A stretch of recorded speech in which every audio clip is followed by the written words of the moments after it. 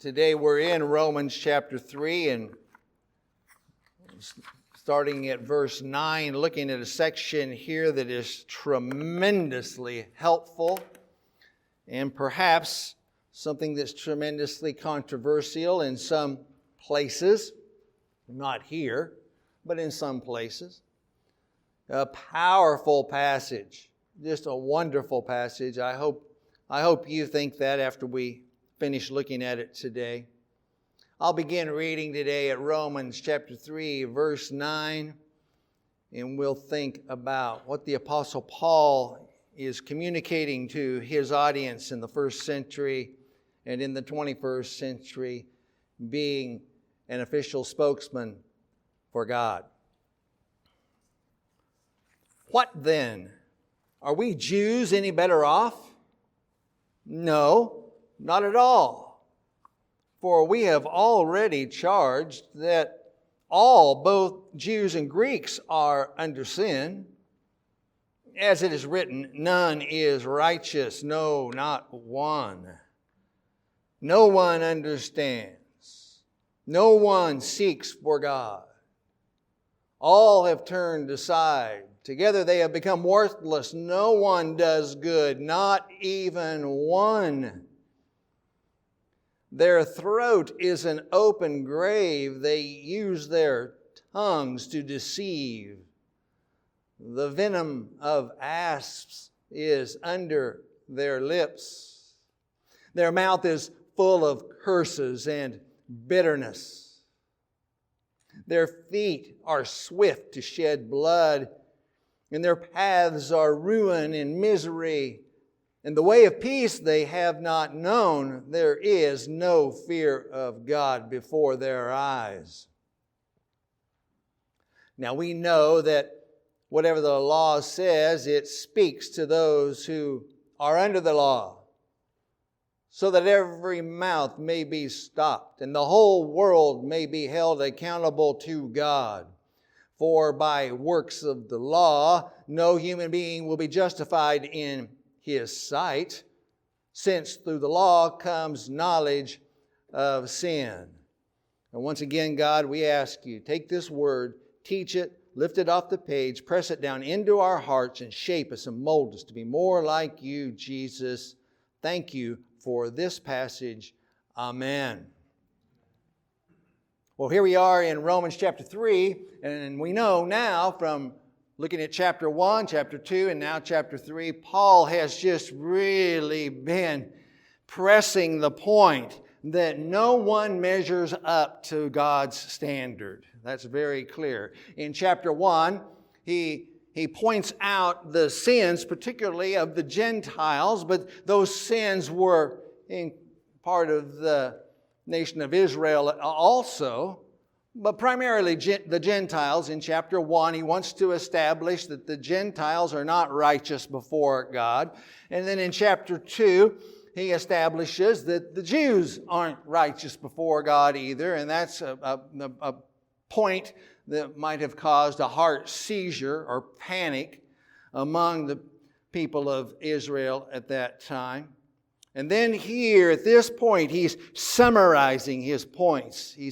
He's summarizing this issue, this view that no one measures up to God's standard. You know, there's a couple of big overarching themes that are always necessary for us to keep in mind. And one of those themes is, how do I come to be in right relationship with God? How is that possible? All of the major world religions seek to answer that question. How do I get in right relationship with God? Now, some would question, not a lot, but some, not a lot on a percentage basis, but a lot on numbers of people. Some would say, I'm not sure there is a God. And if there is a God, I'm not too sure that there's a heaven or a hell. So I'm not sure that I'm on board with you on being concerned about being in right relationship with God. So what difference does it make anyway? And we could go into a lot of apologetics, a lot of reasons for that. But the simplest way to deal with it is just turn to Jesus. Jesus believed that there is one supreme God. You, now, Pastor Marc's hypothetical person he's talking with, you say that there's no God. How do you deal with Jesus Christ? He sure did. And everybody, pretty much any rational human being that's close to being in their own mind, in the right mind, would understand that Jesus believed there was a God. Somebody would have to be crazy to say that Jesus Christ didn't believe there was a God. Even a secularist would at least have to admit that. And they'd have to admit that Jesus Christ believed in heaven and hell. Even, again, a non-believing secularist, just as a matter of historical fact, would have to agree that Jesus believed there's God, there's a heaven and there's a hell. So, regarding this God that Jesus believed in, how do you get in right relationship with Him? And all the religions of the world are attempting to answer that question. That's a pressing issue with religion and all the religions of the world. Overarching concern, being acceptable to God. Therefore, being allowed to be in right relationship with God, or to be into any kind of a good relationship with God. How do I find myself to be acceptable to God? That's the question. All of the conversation, all of the songs, all of the denominations, all of the various Bible translations. How am I to be in right relationship with God? Do you have an answer for me on that one? Well, the Apostle Paul is not giving us much hope right here at this point. The Apostle Paul is the apostle of great hope, but he's pretty much destroying any human being's sense of hope that they could be in right relationship with God. The big idea that we could look at today would be that the whole world is accountable to God. Isn't that what he says in verse 19? The last phrase of verse 19. And the whole world may be held accountable to God. That's really the big idea. And attached to that is the whole world is accountable to God, yet there is no human being that has the ability or the desire to meet God's standard to be in right relationship with Him. That's an enormous problem. If you go to Jesus, that Jesus believed in God and Jesus believed in a place called heaven, eternal life. Jesus believed that. Jesus believed in hell also, and whether it be weeping and gnashing of teeth. Well, I guess I'm going to be accountable to this God of Jesus Christ. Jesus believed there's one God, not multiple gods, one God. I'm accountable to that God, yet no one has the capacity or the willingness to want to be in relationship with God.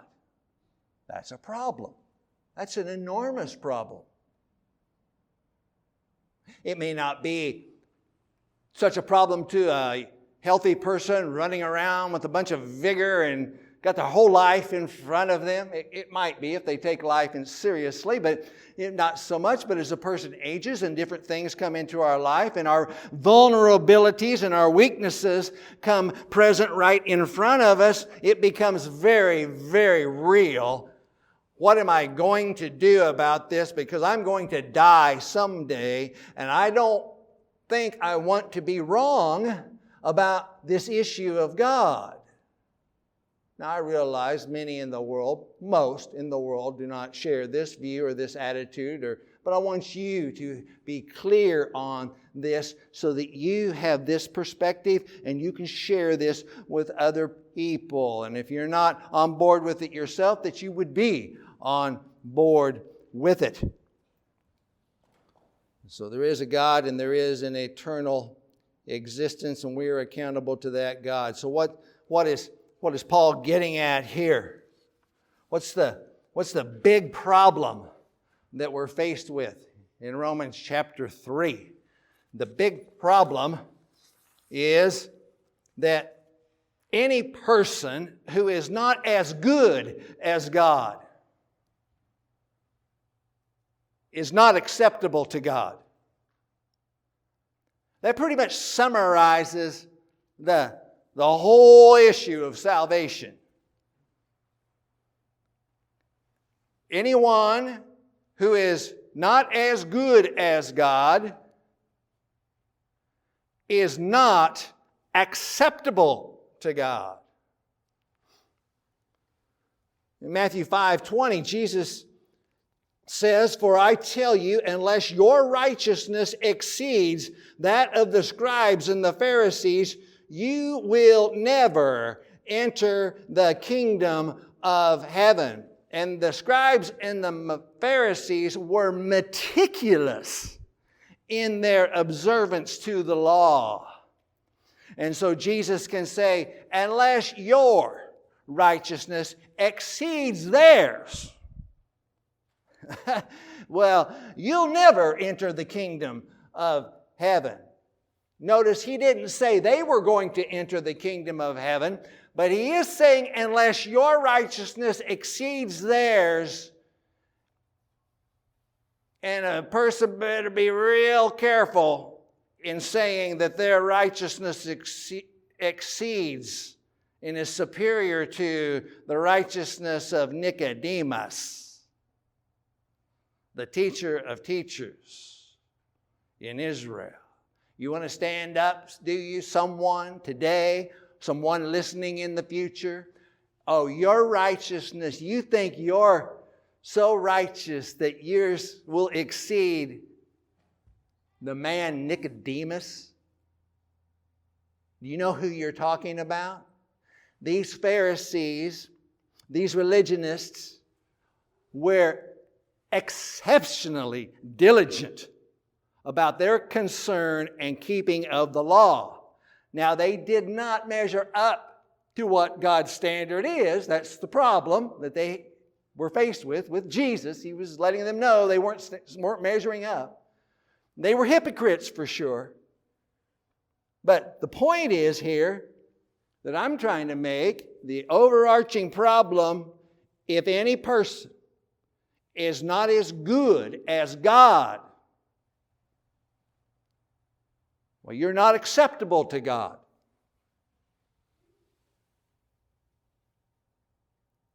That's a pretty rough position to be in, because very few would say, well, I'm as good as God. There are some, for sure.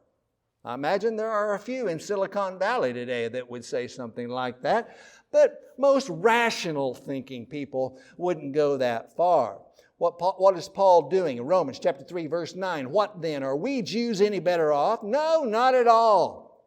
He's summarizing. We've already established, we've already charged that all,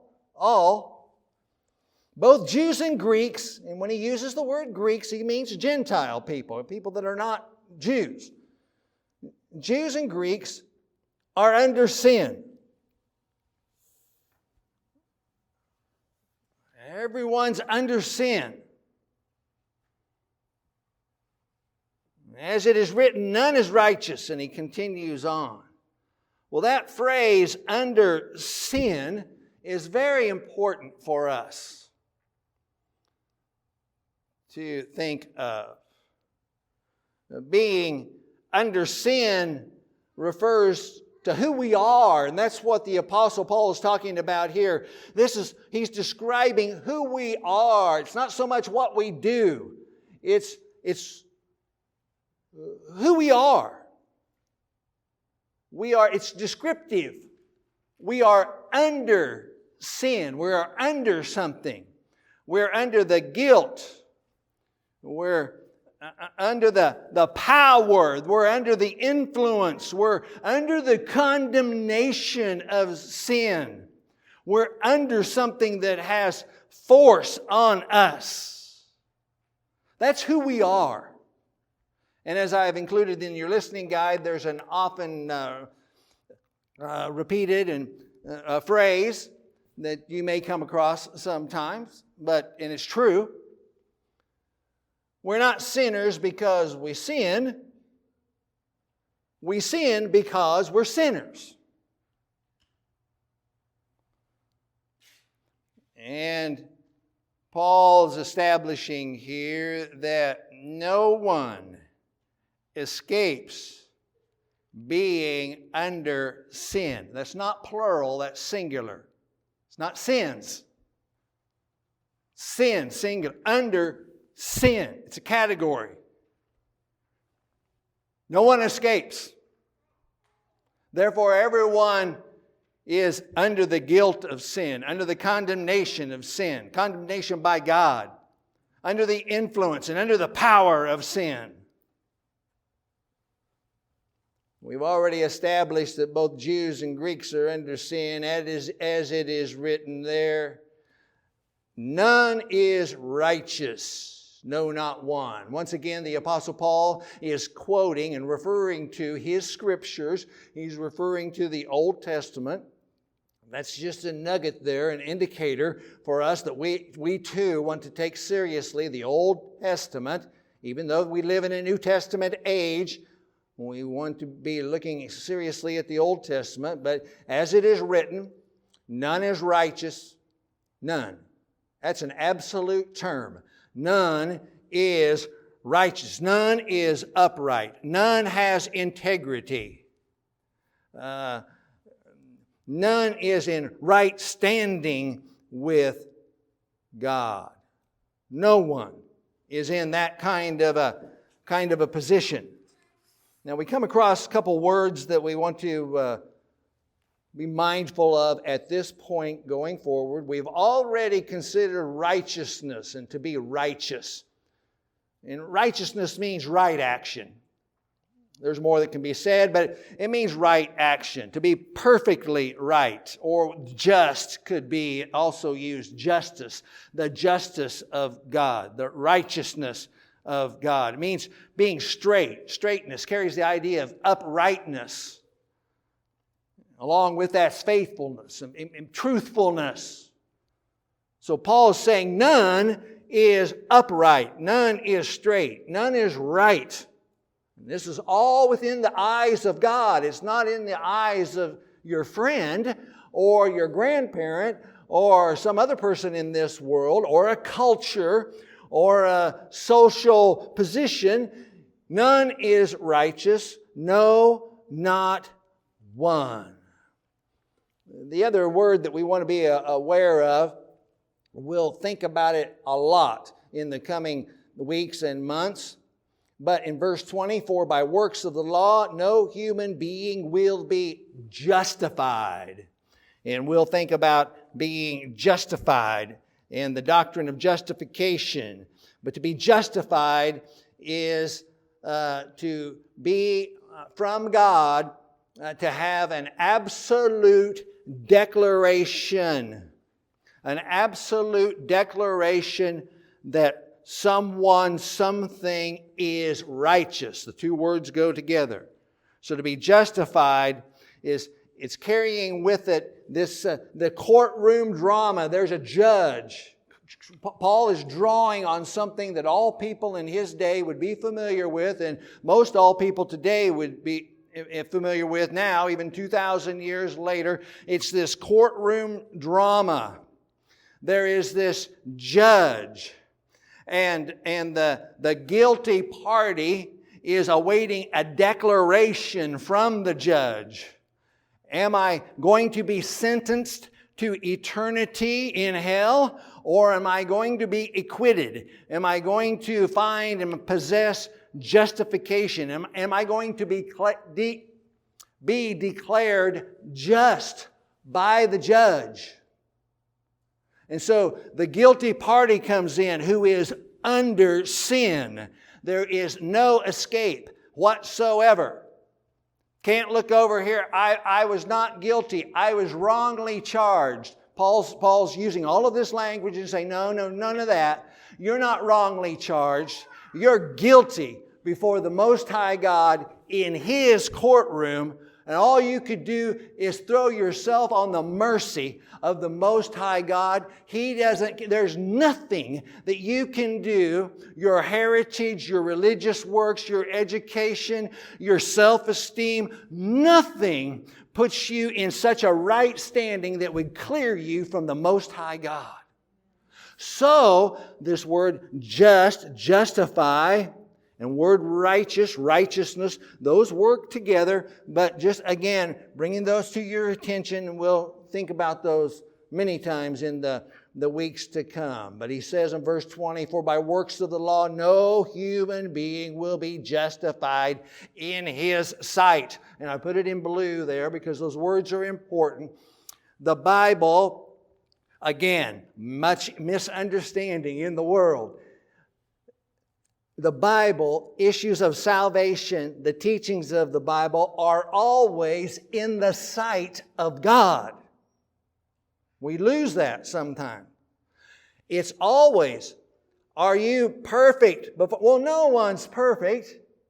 What are you saying, man? No one's perfect. Well, I know no one's perfect, but, I've tried to live my life in a pretty good way. I've tried to be a pretty good father or a pretty good grandfather. Yeah, but you're not comparing yourselves to our brother David back there. You're comparing yourself to God. God is the judge. He sets the standard. That's the problem. That is the problem. You're not setting yourself as in comparison to some religious figure. You're setting yourself. The Bible, everything is according to this in the sight of God, which means you are measured, I am measured, our works are measured according to the standard of God. That's why the great problem. No one meets the standard. Sounds really unfair of God to set that standard. Well, then we'd hear Paul say, well, who are you, O man, to say what is fair and unfair before God? He created you in the whole universe. If He has a standard that He wants to set, that's His business and not yours. Your problem is you don't meet it.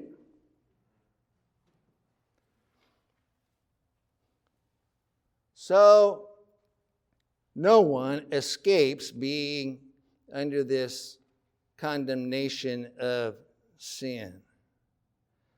So Paul, just to make sure everyone has this clear in their mind, he's presented the Gentile world, kind of a grouping, a category in chapter 1.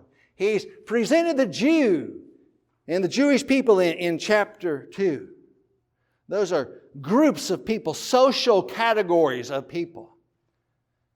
And just in case someone would think that they were neither a Jew or a Gentile and they'd get some wiggle room and try to justify themselves, he comes at this point individually, specifically, speaking about individuals at this point. And so he presents, as the spokesman of God, God's view of unconverted man.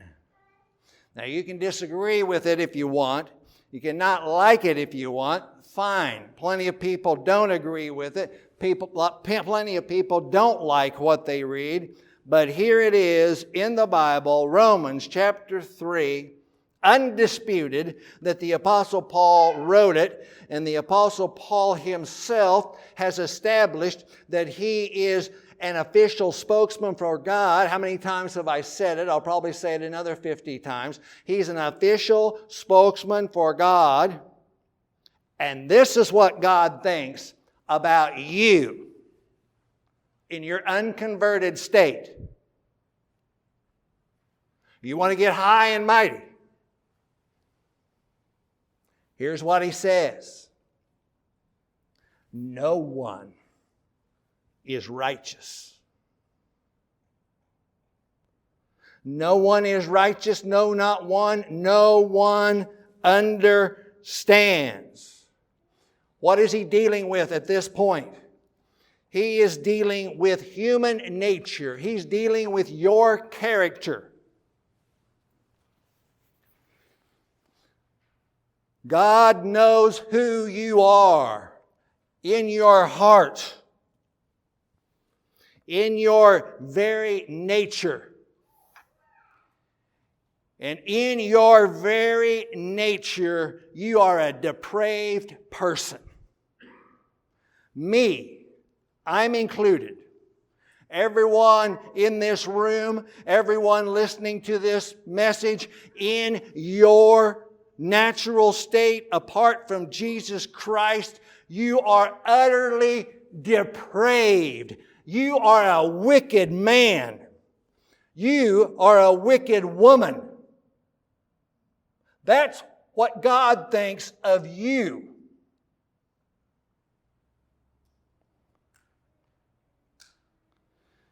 You are totally depraved.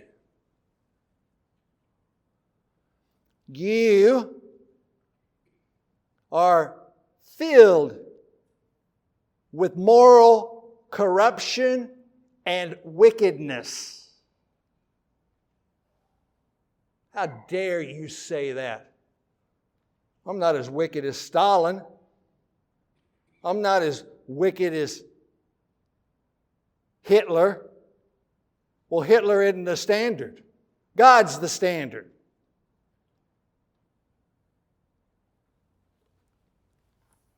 Not one person in this world, in their natural condition, understands the things of God. Paul says it plainly, no one understands. No one understands the spiritual things concerning salvation. Our thoughts are always deficient in understanding the things of God. Always. We don't understand the things of God. That's why Paul can very briefly say, no one understands. Which brings massive confusion and disruption and chaos to the world, because everything finds its center in God. He created everything.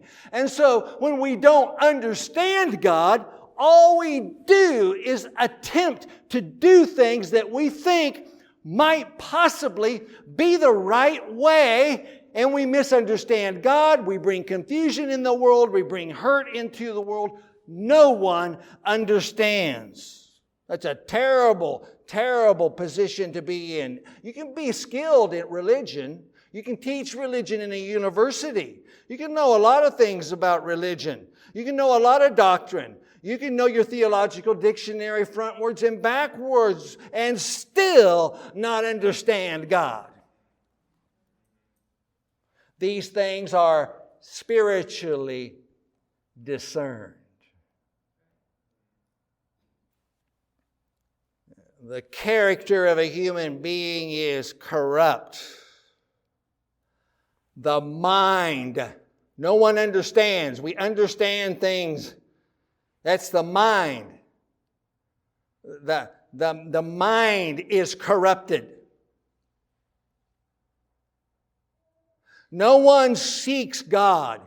Your passions are corrupted. Your passions are wicked.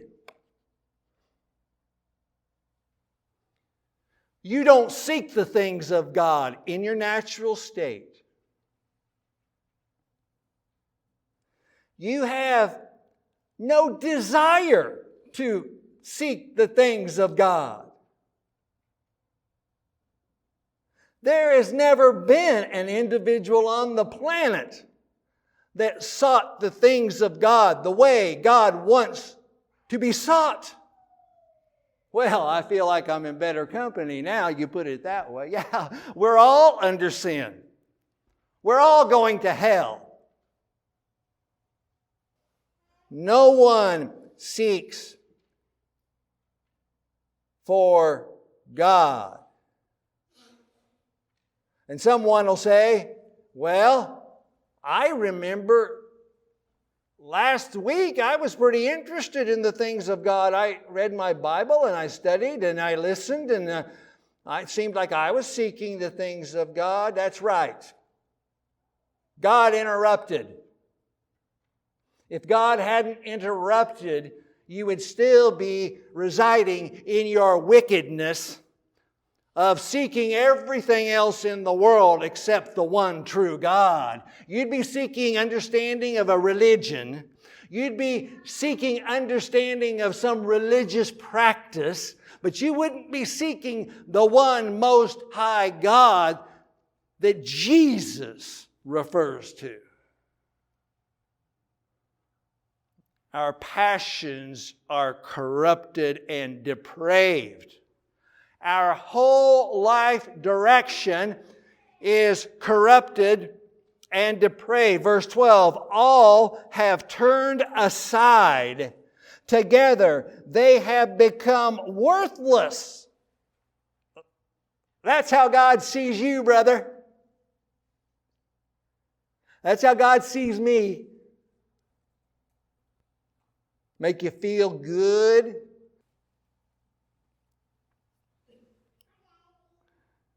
So we're utterly and completely depraved. He says in verse 12, no one does good, not even one. This is not referring to good things that people can do to be kind to another person.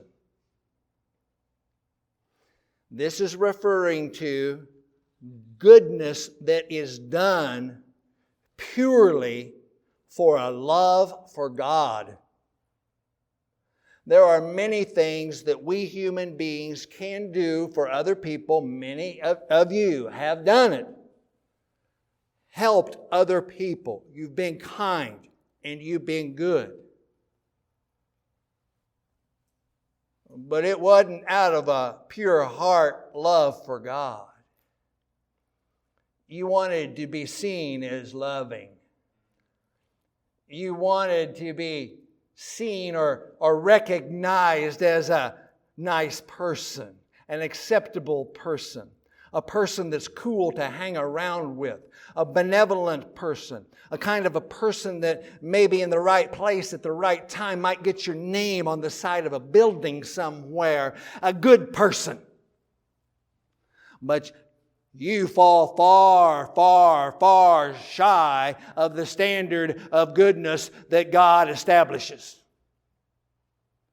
And the goodness that God looks at is a goodness where self-interest is not at play. You and I, as part of our natural human inclination, always have our self-interests at play.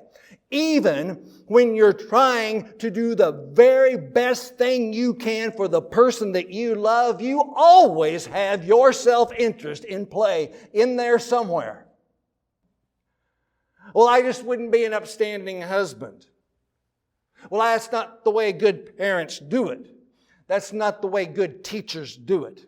That you always have yourself at play.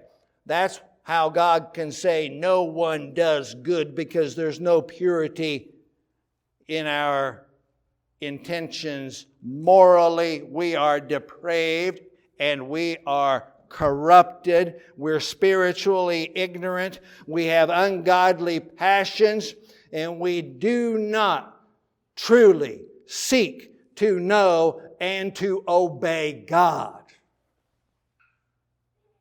As a side note, why would you want to organize a church or organize a worship service to appeal to that person? There's a biblical word for that. It's called foolishness.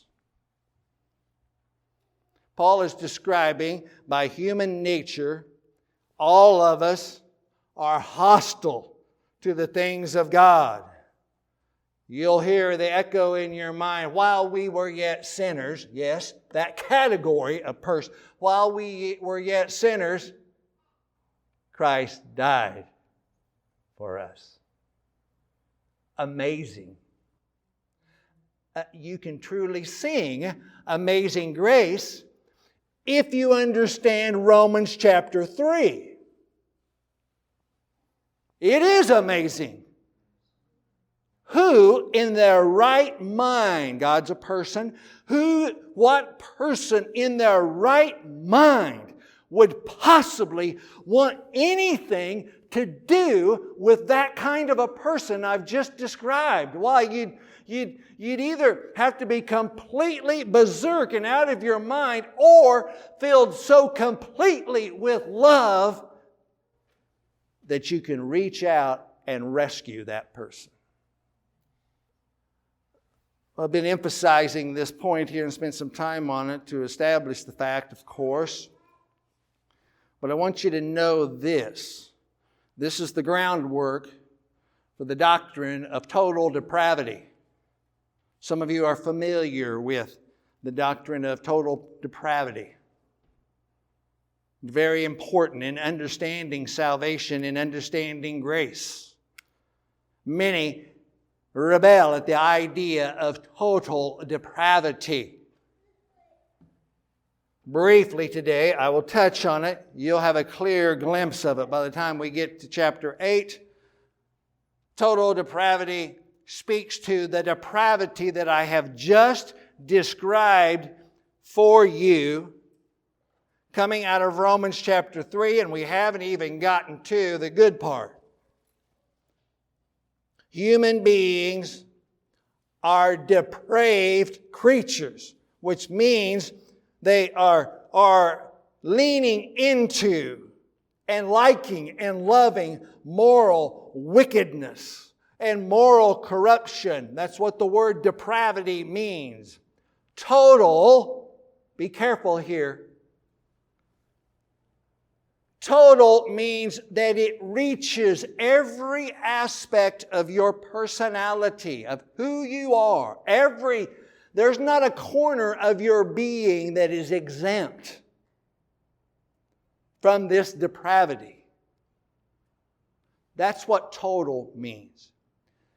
It is often mistaken to mean the most wicked, vile person that there could be. It is not intended to mean that. It is not intended to mean you are as wicked and vile and worthless and ruthless as you could possibly be. And no one should be under any kind of illusion apart from Jesus Christ. You can be very vile and very wicked. Me too.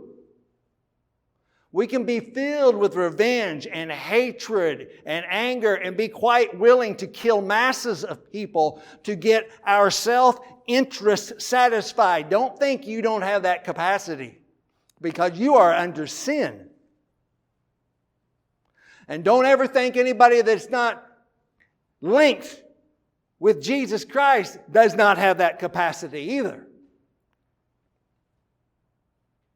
Total depravity means that every aspect of your being, your mind, your heart, your actions, your character, all of it is touched by sin and therefore leans into wickedness, sin, rebellion, hostility to God. No one understands. None is righteous. No one seeks God. Those are absolute terms. All have turned aside.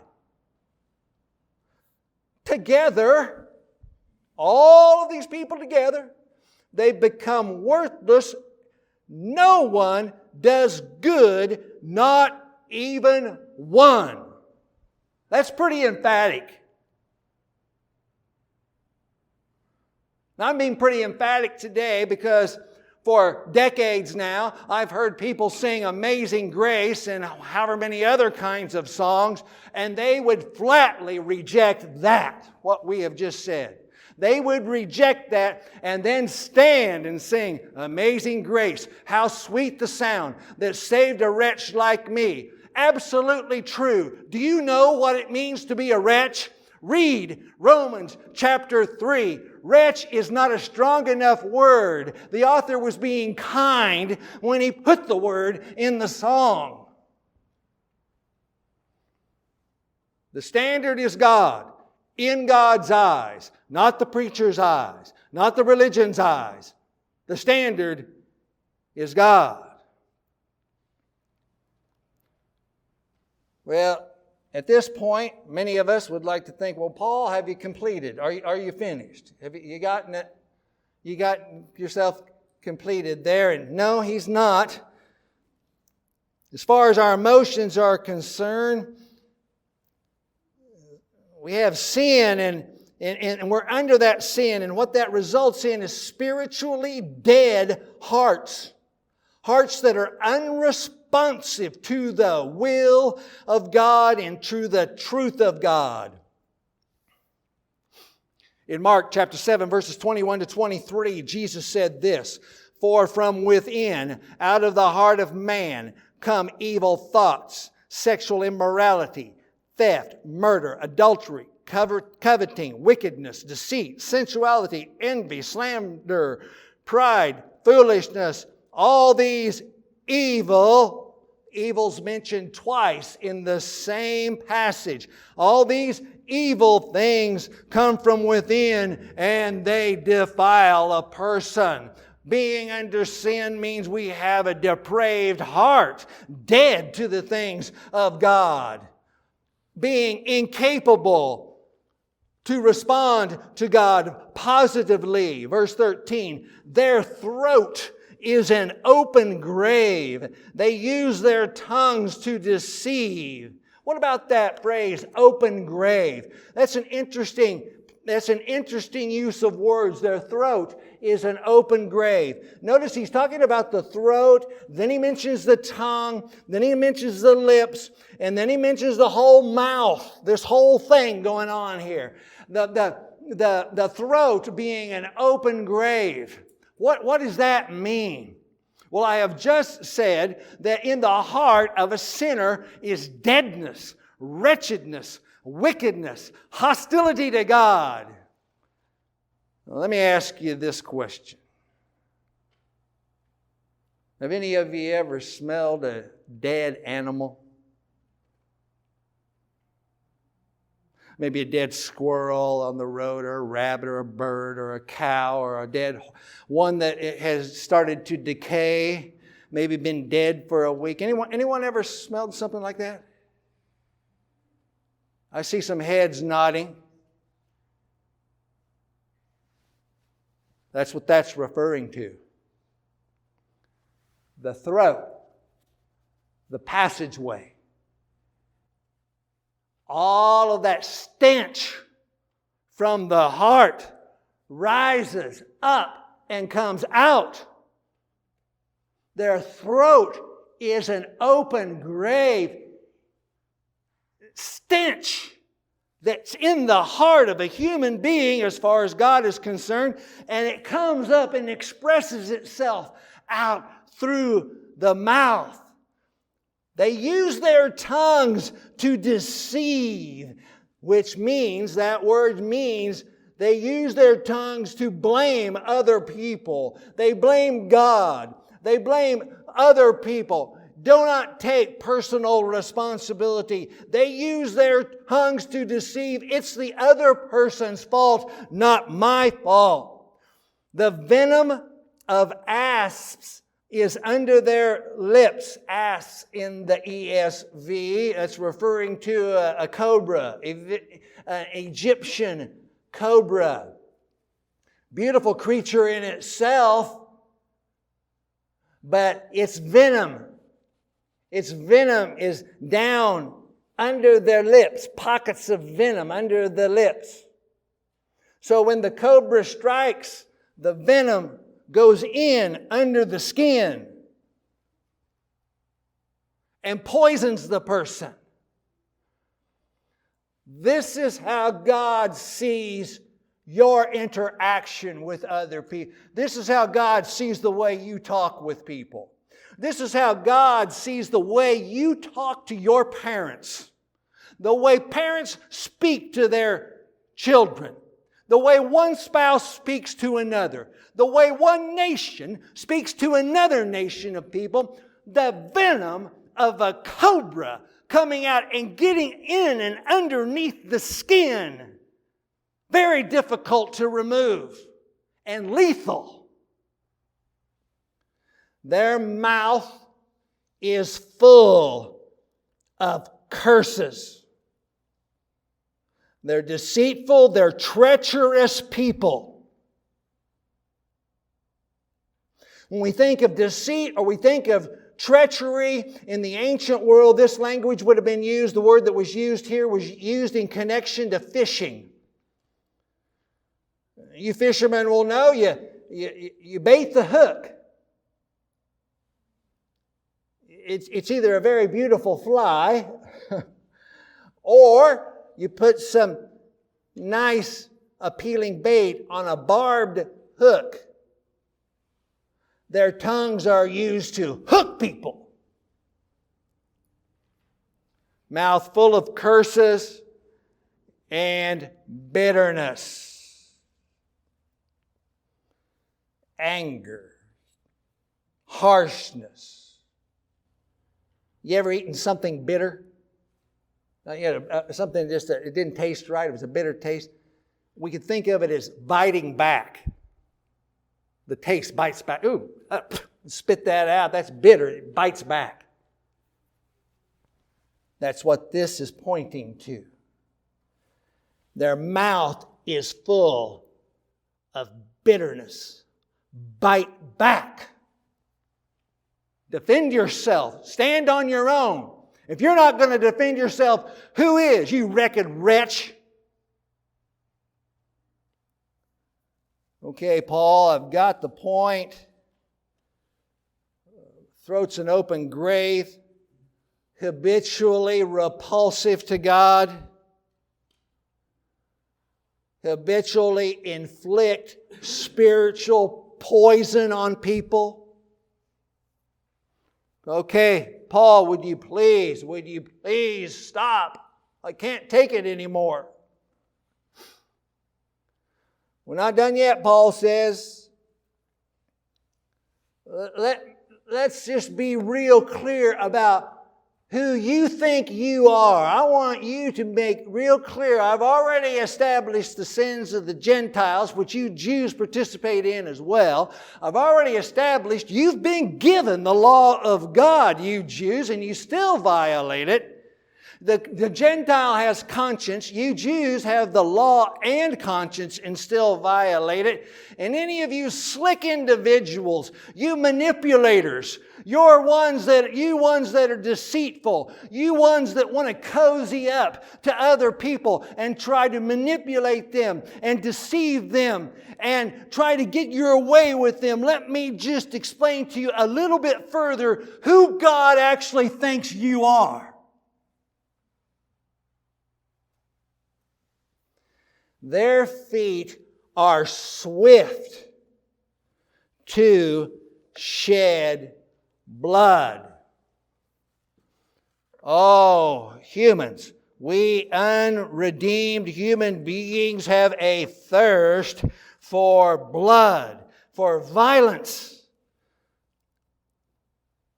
We never participate in it ourselves, of course, but it sure is fun to watch on television. Their feet are swift to spill physical and emotional blood. In their path is ruin and misery. Ruin, meaning destruction. Crashing something or crushing something or scattering something or total devastation. In their path is ruin and misery, bringing distress, bringing a hardship, bringing trouble, bringing suffering. That's who these people are. And they want to come worship me. The way of peace they have not known. There is a thing called, there is a way of peace. The way, that's a definite article. The way.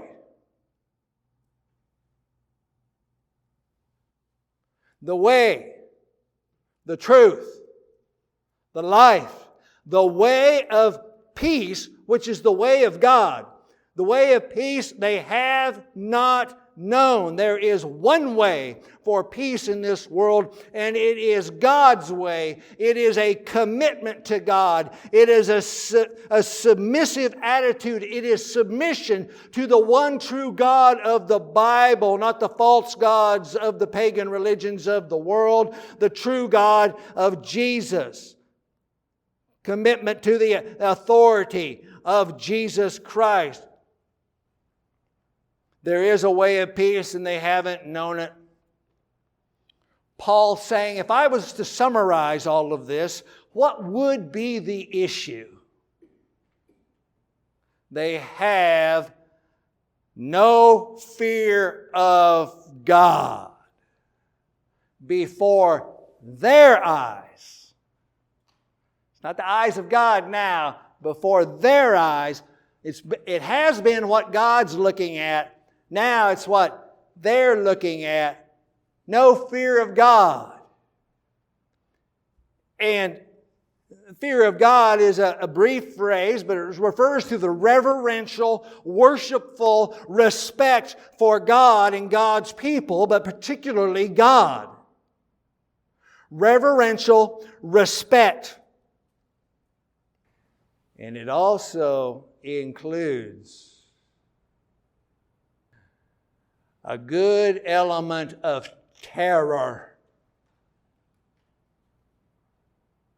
Oh, that's lacking in a lot of places today. Terror. No fear of God. Manipulation. Slander. All kinds of wickedness taking place. No dread of God. One thing of the many that we could learn from the Hebrew Scriptures, the Old Testament, is you don't want to cross God. There is a one true God, and you don't want to cross this God. He is a God that loves His creation. He's a God that defines love, is full of love and mercy and compassion. This is His attributes. But judgment is right there along with those attributes. You don't want to cross this God. He will have His day with you, you arrogant, self-centered, manipulative man. So Paul puts out there a pretty bleak picture of human capacity and human ability. It would be thoroughly at odds with what you might see late night TV infomercial or on your favorite app. It would be at odds with what you might see on TikTok or Facebook or Instagram. And not many people are going to want to hear the Apostle Paul on this. But nonetheless, it's helpful for us. It's good for us. This is what God thinks of you, unredeemed person. All you are capable of is casting yourself on the mercy of God if He would will it, because in your natural condition, you're not even going to want to do that. Verse 19, now we know that whatever the law says, it speaks to those who are under the law. He's already established this law. The Gentiles have a conscience. We all have a conscience, Jew and Gentile. We have a conscience. And it acts as a law unto itself. And when you violate the conscience, you're breaking the law, so you're a lawbreaker, so that every mouth may be stopped. Again, the Jew had the conscience and the written law, so they break it at both places. But here, the whole world, every mouth stopped. The whole world be accountable to God, for by works of the law no human being will be justified. There's our word. No human being will be made right in His sight, since through the law comes the knowledge of sin. He's just blown away, any serious thinker, it would blown away any human being that would want to look at that. I have no hope. I'm desperate. I'm in a desperate situation because I believe there is a holy God. I believe there is a heaven. I believe there is a hell. And the apostle has clearly established I have no hope because I'm under sin. What am I going to do? And he's just about ready to answer that question. He has an answer. Jesus has an answer. And it's really good news. But it's not really good news unless you think about this. When you think about this, then it's really good news. Because there's nothing myself or anyone else can do to correct this if God does not interrupt and intervene. And that's the gospel, and we'll get into that in the weeks to come.